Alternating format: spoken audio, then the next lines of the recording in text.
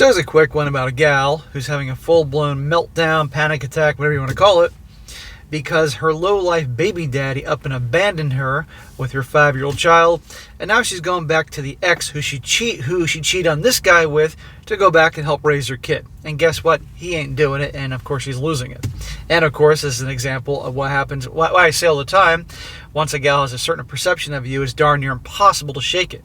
So she sees you as this nice guy pushover. She's going to come back to you when there are problems, of course, because they always come back, and you guys need to learn how to say no. And this is titled, My Cheating Ex is Trying to Get Me to Be a Father to Her Affair Partner's Son After He Ghosted Them. It says here, okay, to cut a long story short, I meet my ex at a mutual friend's party. We get together. 6 months into the relationship, she got pregnant and had my son Peter. When Peter was 1 year old, I caught her cheating with her friend. I found out later that they've been sleeping with each other on again, off again since we got together. And right then and there is my son Peter, my son. I kicked her out. I was blindsided, not going to lie. She had no remorse for what she did. That makes it even worse. She doesn't care.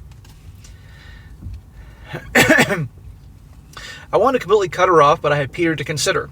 Despite her being a cheater, she is a good mother. Bullshit. And you're about to find out that that's BS.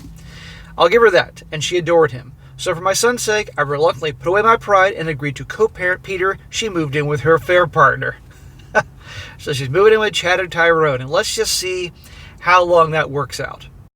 Then she announces that she's pregnant. I said, good luck. She said there's a possibility that I could be the father, as me and her were intimate during the time that she was cheating on me. I got the DNA test, and I'm not this kid's father. I also got worried about Peter, and I had him tested too, and I was relieved that he was mine. Well, on the one hand, okay, that's what he wanted, then thank God for that. On the other hand, if he found out that kid wasn't his, then he would be like, hey, you know. But also, how about let's talk about STDs? She's hooking up with you and hooking up with the other jackass, you know. Anyway, to the present.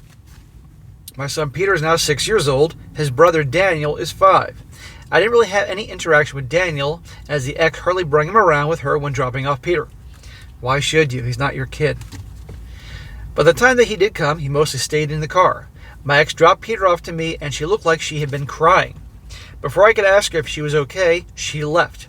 It was Peter who told me that Daniel's daddy hadn't come home for a long time, and his mother had been crying the whole time that he's been at her place. There's a shocker. The bad boy, Chad Tyrone, abandoned her. She's cheating on this good guy and leaves him for this lowlife, and he abandons her. That's called karma. But now she has 2 kids. This bothered me because I didn't want my son around the drama. I was going to talk to the ex about this when she showed up to pick up my son.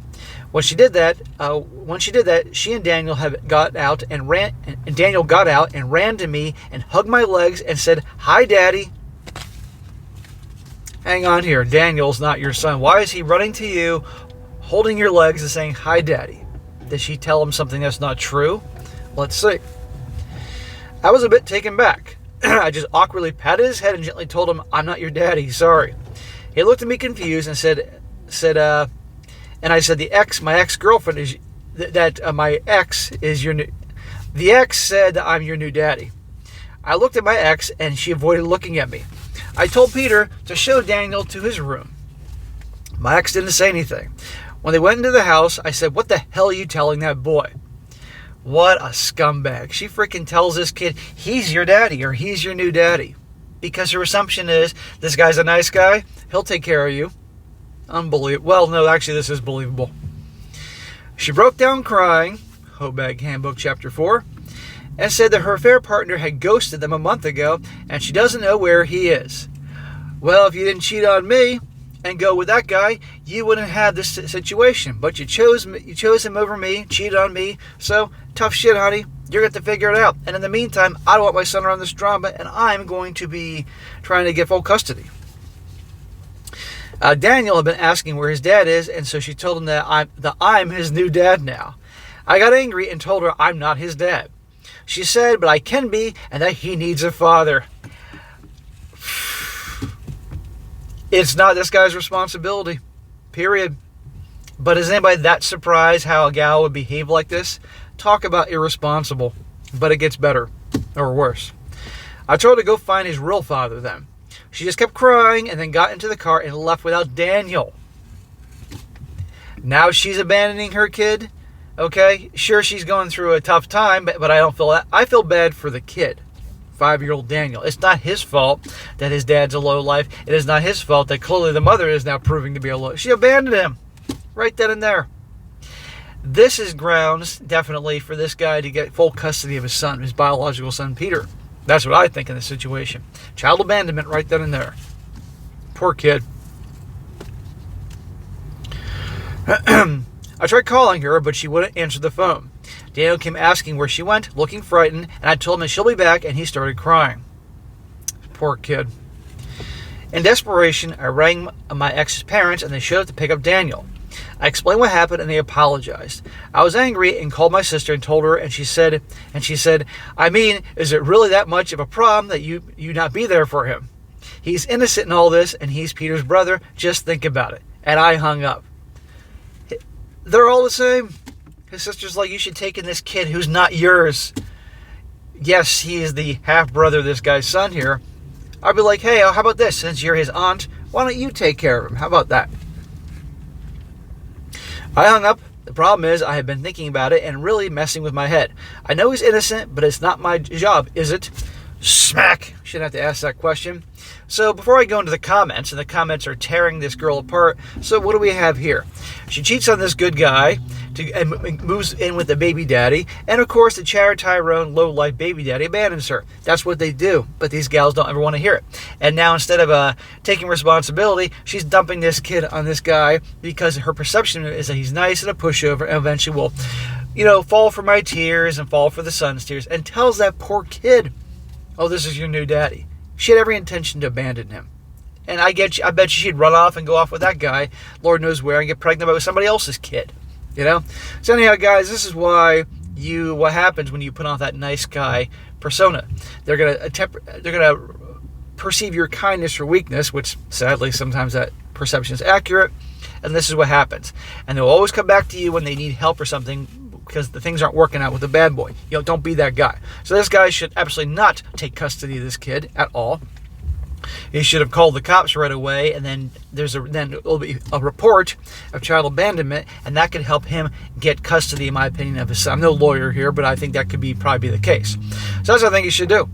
Do everything to get full custody of this kid, because she is gone. End of freaking story here. And she's an unfit mother. But the sad thing is, depending on where they live, all it takes would be her coming back and the judge, some blue pill nice guy simp judge, hearing her tears, and then she'd get custody all over again. Who knows? So no, he should not take her back. So here's an example, guys. While this is sad for that kid, it is kind of funny to see her, who abandoned this guy, cheated on this guy, abandoned him. Now she gets dumped and abandoned by the Tyrone boyfriend. It's pretty funny how that works. Now I'll read a few comments before I wrap up this short story. One guy says, don't invite that responsibility into your life. She effed around and now finding out. Sure, Daniel is innocent, but so are you. A lot of people are innocent. That doesn't mean they are our responsibility. Raising kids is expensive and takes a lot out of you. Plus, she sounds like a give an inch, take a mile kind of person. Don't give her anything. I'm doubtful she'll stop effing around in the future, and if you take on her responsibilities, it will never end. Amen. Now the guy says, time for you to file for full custody of your son.